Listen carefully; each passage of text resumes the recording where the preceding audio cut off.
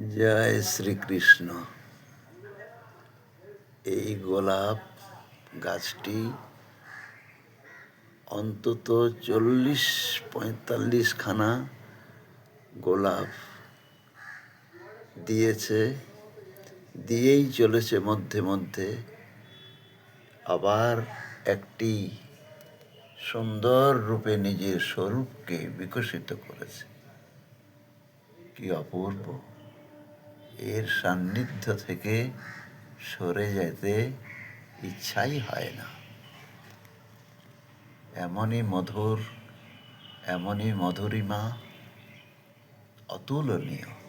প্রত্যেকেরই সংসারে স্রষ্টার সৃষ্টিতে নিজ নিজ বৈশিষ্ট্যে সকলকে সানন্দে মন ভরে দেয়।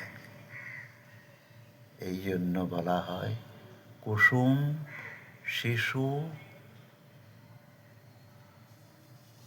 সঙ্গীত কখনোই সমাজে অনাদর পায় না, সকলেই মুগ্ধ হয়। শিশু ও কুসুমের মতো কুসুম নিজের বৈশিষ্ট্যে মুখরিত,